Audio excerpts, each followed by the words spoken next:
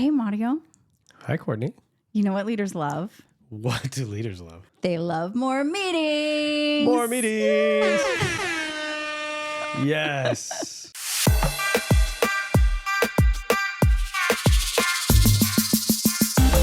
I'm Courtney. And I'm Mario. And this is the Ed Leadership Pair podcast, now brought to you by Marzano Resources and Solution Tree. Who doesn't love additional meetings? Oh my gosh. However, there are ways that you can structure meetings so that they are way more effective by making sure that you have clarity around the purpose of the meeting and the people that should be there. Today's episode, we are really talking about the meetings that you have on your campus to move work forward. And while most leaders would say they have too many meetings, too many committees, and not enough impact, the problem isn't usually the people. It's that our teams maybe don't have as clear of a purpose as they could. And potentially, we also maybe sometimes have the wrong people sitting at the table. Would you agree? I agree. I think especially, all of that you said makes so much sense. The purpose, why are we meeting? Like, why are we bringing this group of people together? So I do think it was a real important thing to me. Like, never did we have a meeting that we didn't have clear purpose on what we were there for. Yeah. And then you're right. Second, do we have the right people in the room based on the purpose of why we have this meeting? So I'm excited to explore this idea, this summer short came to me from, I was having a leadership coaching session with a principal, and she was asking this question like, hey, what kind of leadership teams did you have? And who did you put on those teams? And why did those different teams exist? And when did you use each different one? And I said, you know what? This is a great conversation that I think all of our listeners could engage in, because listeners, remember, Courtney and I are doing these summer short series because these are just little nugs, as Courtney calls them, little summer nugs, little summer brain nugs for you. Like, look, this is not the big rocks. We've talked about interventions and master schedules and hiring and PD plans. So this is not the big rocks, but these are those little pebbles that fall in between the big rocks that, look, if you don't think of this stuff, you're less efficient, less effective. But if you'll take the time in the summer to tackle some of these things, these little tiny pebbles, these little nugs, as it were, you get a little 6-piece of the right nugs, and it can change your school year. Let's talk about pick one of your teams. All right. So for me, I had a lot of teams because I had a big school. So I want to acknowledge that anybody who's listening, you might go like, Mario, that's stupid. I don't have that many teachers. I couldn't even put that many teams together if I wanted to. It's fair. Just kind of do that translation in your mind. And maybe you have one team that encompasses all of these areas. And that's probably the right answer is if you've got less teachers, you're just going to have one team do a lot of these same things. I think that's fair. So, off the top of my head, I know we had our school leadership team, very traditional. We called it the SLT. This was our operational leadership team. A lot of folks on this team had been at the school a long time, people that were well respected and well trusted in the building. And these are the people I came to for, big issues. What do our calendar changes need to be? How do we, what do we want this to look like? This was our big bell schedule. And here's the calendar for the next month. What are things we need to be thinking about? Or, just that traditional operational leadership team. On there, though, I would urge you, I included more than teachers. I would have my registrar. I'd have my administrative assistant. I'd have a counselor representative. You want to have somebody from the entire school system on your SLT, your big team, because if you're going to talk operations, everybody touches operations. Yep. I had a security guard that would join us on there. So even hourly paraprofessionals, we would bring pretty much someone from every department besides not just the academic departments to come in on our SLT. Okay, that's fine. That's pretty normal. Now, I had another team that was my curriculum and instruction team. This group was solely to work on our teaching and learning. So we had a lot of programming at my school. We had International Baccalaureate, IB. We had AP, Advanced Placement. We had dual credit, the community college that would show up and teach there. We had our regular grade level content. So we had all these different type of curriculum and CTE. And so I had to bring these folks together to make sure that all of our pathways were correct and all of our sequencing was correct and the rigor level was correct in each of these different courses. So truly a curriculum and then instructional body. How do we teach here? What are some of the innovations? How do we use technology effectively? So this particular team were some of my more, instructionally minded and curricularly minded people. Now, There were a few of them that were also on the SLT, but not necessarily. Actually, far fewer of them. This was almost a separate committee. So I want you guys to think about like, well, I have grade level leads. Would they be the same? I don't know. Is your grade level lead instructionally and curricularly minded the way you want them to be? Right. Or are they they're really an institutional voice. They know how we've done it here. They're great. They want to be on the operational side. So I had my SLT, I had my curriculum and instruction team. Then I had what I called my visioning committee. This was my culture committee. These guys was what I used to call our committee of possibility. This is where we would do a lot of book studies and we would talk a lot about what do we see for the future of Westwood High School? What else could we do? What else should we do? This was our big, you worked in a district where you guys called it learning and dreaming or dreaming and hoping or something along those lines. But this was our ideation. This was our think tank. So the people in there were probably not on those other committees. These were just people who were willing to dream about, hey, here's what it could be. Then eventually you take all that think tanking and you got to put it into the other committees. Were there lots of scouts on that group? A lot of scouts. That's right. Yeah. A lot of scouts. And matter of fact, all scouts in the visioning committee by design. We're running out into the dark. Hey, let's try some of this out. Cool. Then I had a sunshine committee. This was just climate. Climate is how people feel in your organization. And by the way, Courtney, we haven't really talked about it much, but Tina Bogren and I are publishing a brand new climate book, which will be out at the end of July. Oh. You can get it from solutiontree.com. It is called Reimagining School Climate, but this is all about how people feel when they come to school. Your children, your staff, even the administration. How do we feel? So I had a whole committee that just dealt with climate. Sunshine. Hey, how do we help everybody feel when we're feeling bad? How do we pick each other up? How do we celebrate when we're happy? So off the top of my head, those are kind of the big ones I can remember. So culture, vision, climate, how do we feel? Instruction and curriculum, make sure that we're doing the things right that way, including professional development. And then our SLT, school leadership team, that was the operations. Is everything functioning in an orderly and efficient fashion? So I know that's a lot of teams, and you might be like saying, hey, I only got 20 teachers. That would basically mean everybody's sitting on every team. So maybe, as you said, you're going to condense and collapse some of that. Can I add a couple for consideration? Please do. Okay. So I will add any kind of teacher advisory committee, like a general advisory committee at Edmonton. We have the ETAC, the Edmonton Teacher Advisory Committee. ETAC, baby. ETAC. And we meet once a month and we go through our agenda. They submit items a week ahead of time. And then those are the items we talk about in addition to updates from anything from the month before. They've had a lot of impact and change in things as they are bringing up feedback, input. Sometimes it's idea generation about how things are going, surfacing concerns that they have or that they know about. Again, we talked earlier about everybody feels this way. So you got to make sure that you choose the right teachers on that committee, because you can't have these extremist people that are ready to say, everybody's saying blah. Well, okay. Then you start having different conversations. And then I know we both had a team of students that were also student leadership advisory committees. Nice. Ours was called. You're so smart. Courtney's so smart. Well, that idea actually came from John Yonker. Boo, John Student Yonker. Student Leadership Advisory Committee. We called them the Slackers. And they were adorable. And that was like the bright spot in the month when you got to get together with all your student leaders and have feedback conversations with them too. So I would just add in your advisory teams. And if you have any parent advisory, obviously them too. Yeah, the parents too. Yeah. Anyway, I know we're talking mainly about your staff teams, but I did want to bring up, especially with ETAC and then just branching off into student and parents as well. I think it's an important delineation because you've got leadership teams. So the teams I discussed, the vision, the climate, the instruction, the operational leadership teams, that's all about decision-making, shared decision-making. Yep. I was going to bring as many of my staff around me to help me make decisions.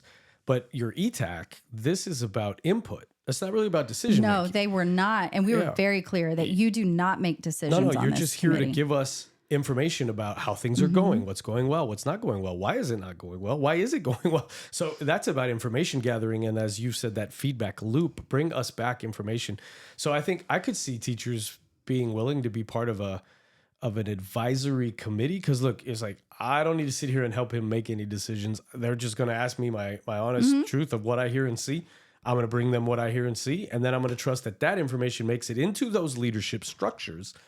And then they're going to take all that info and help make good decisions. So I could see maybe you're a young teacher, first year, second year, third year, and you're like, look, I don't think I'm ready to sit on a leadership team, but my administrator has this advisory council. I don't mind showing up once a quarter and just telling my principal what I'm seeing and hearing. And how having I'm that feeling. voice is really valuable, It's of very a valuable. new teacher, a veteran teacher, of different types of teachers at from different grade levels. And Yeah. all of that is really critical to have a good mix on an advisory So I committee. think you're right. Yeah. I think, so if we're going to list out what we talked about, climate, how people feel, culture, where are we going? What do we believe?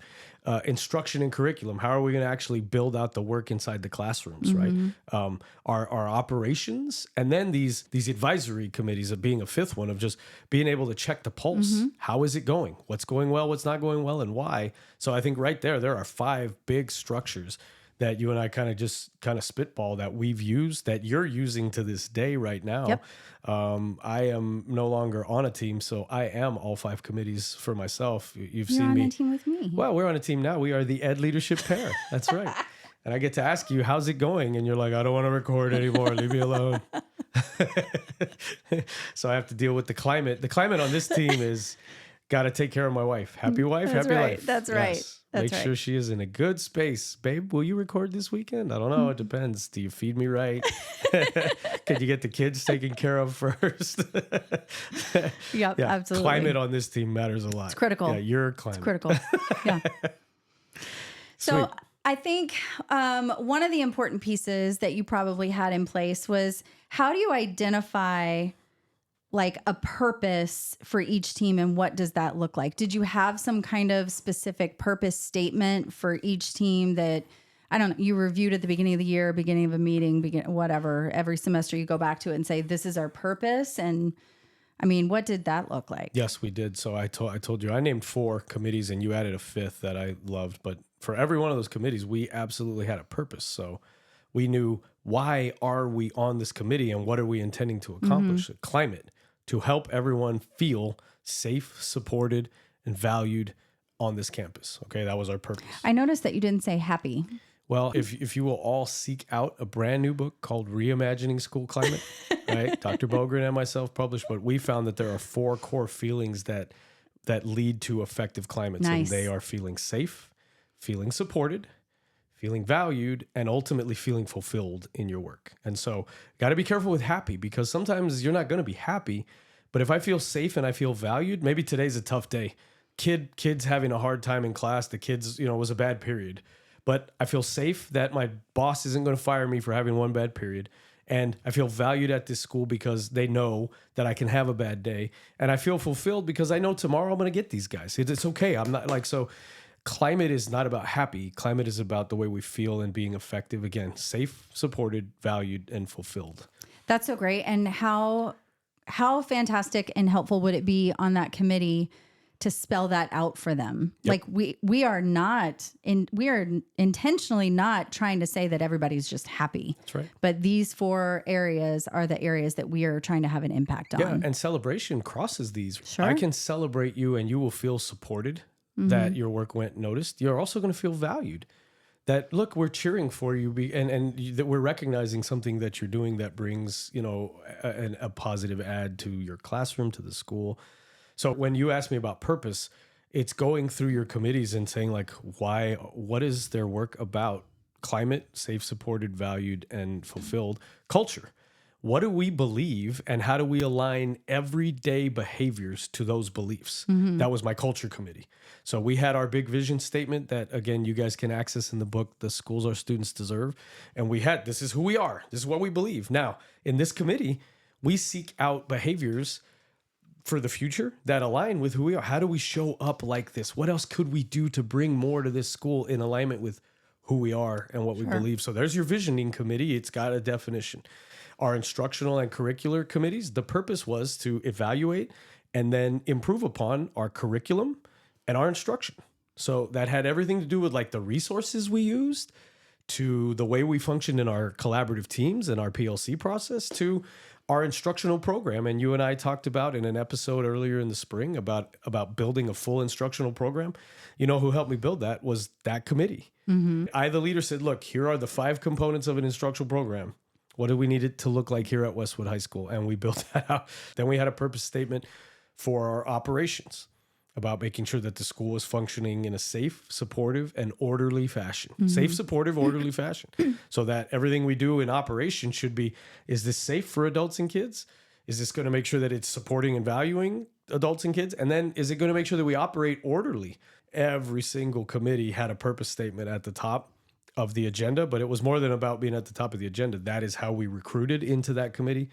When people were like, oh, why would I even want to be a part of this committee? Well, that's the work we're going to do. So come to us if that's the work you'd like to be a part of. Yeah. And I would think you could even build out an entire, like a charter on what they are, so that you have just this standing information of not just the purpose of why does the team exist, but what decisions do they own? What decisions do they not own? Because that's really important to identify too. And then are there specific recommendations you're looking for this team to make, and what is in and outside their authority? So I think having some kind of document that lays all of that out in addition to the purpose would be really beneficial. And that's exactly right. Last week, we talked about the pillars, and for a campus leader to lay out all the pieces of their campus by person, by role, by responsibility.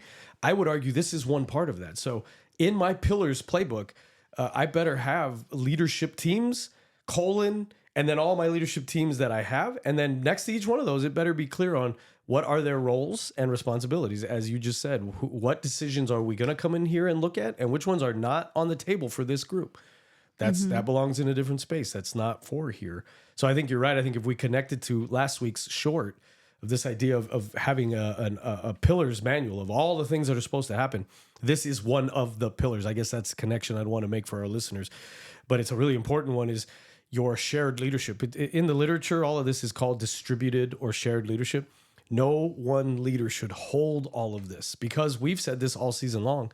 Leaders can't see everything. Right. No matter how There's no good way. you are, you can't see everything. So the more you bring people around the table with you to help you discuss and identify and strategize, what you're saying is make sure you have clarity on not only the purpose of this committee, but what are the roles and responsibilities for each committee. And then we talked about having like different experience levels and different demographics, like departments and grade levels, subject area, all of that.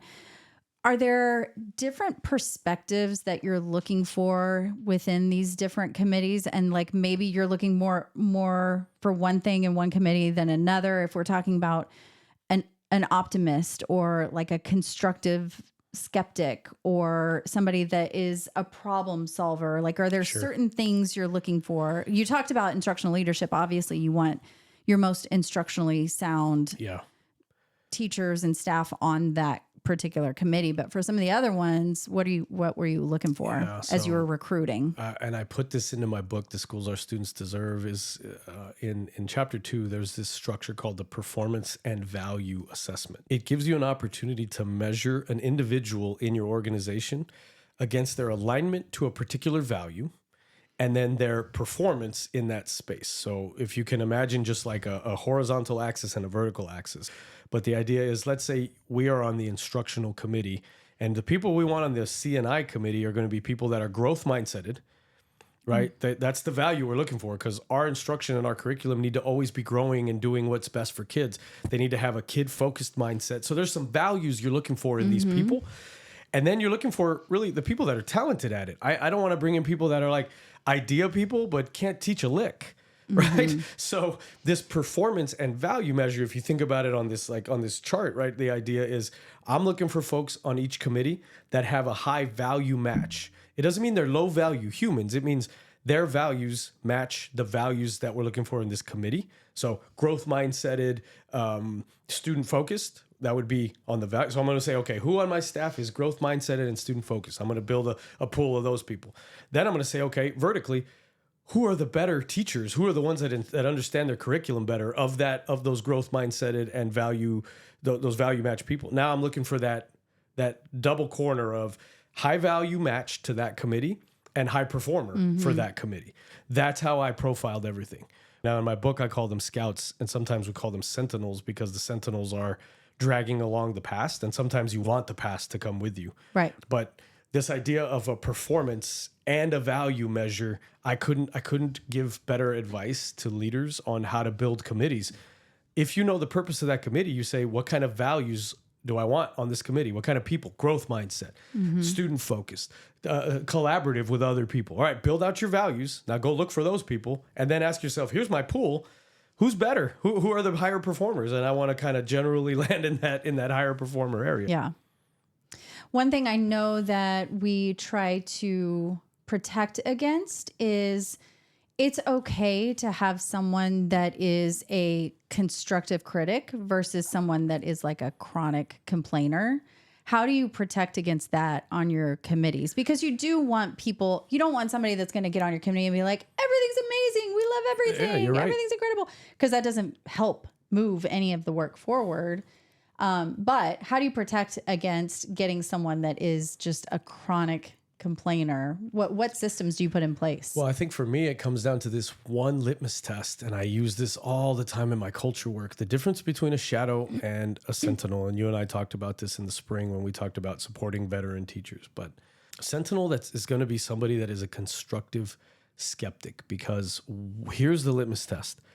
I want somebody around me who is going to say something like this: I'm not sure that this thing you're bringing us, this new thing we're working on, I'm not sure it's better for the school or for kids than what we already do.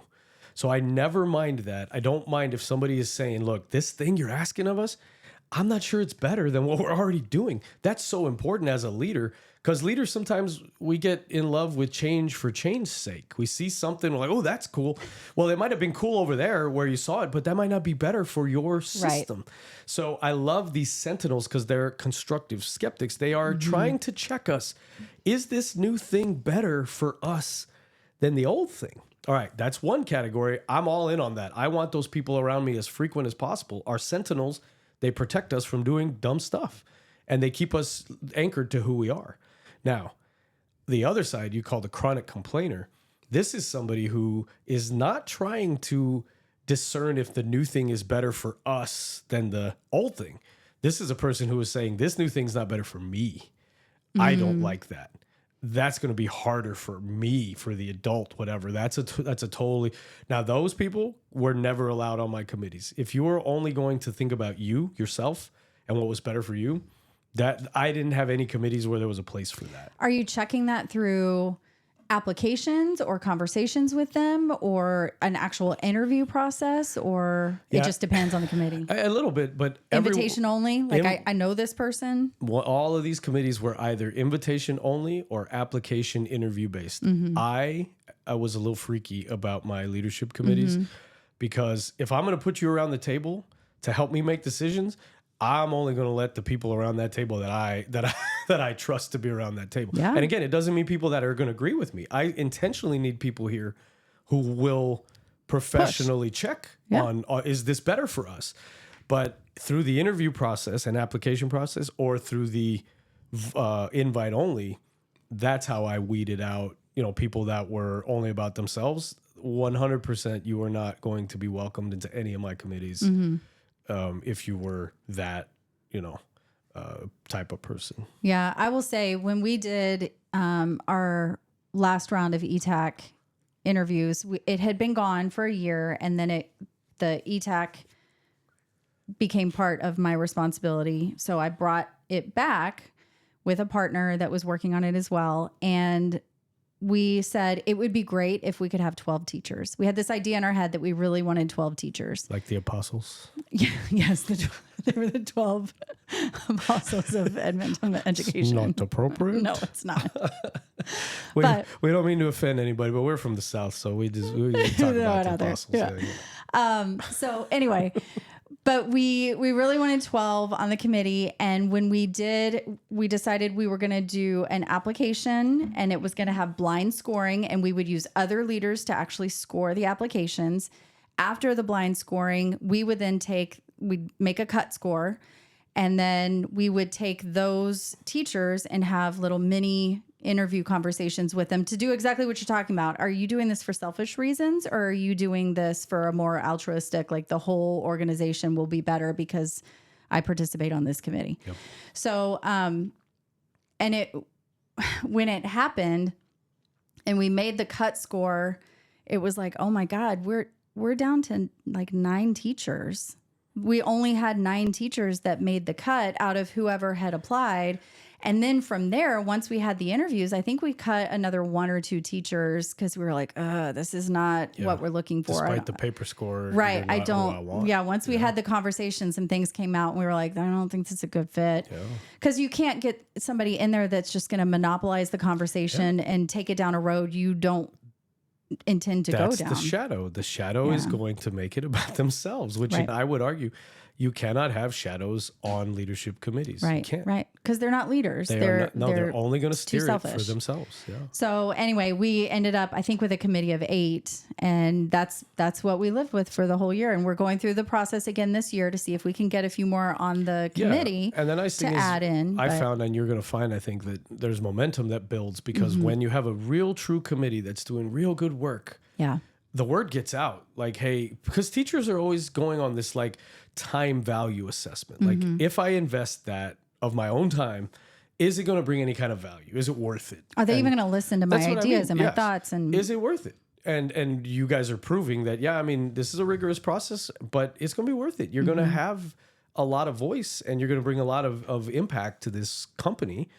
And so the word starts to spread, and other people who last year were like, I wouldn't do that. Now they're like, oh, maybe I will do that. Yeah. I would bet you go from 8 this year. I'm going to just throw a number out here. Let's say you're going to get to 16. I'm going to give you a double. I'm going to give you a double it.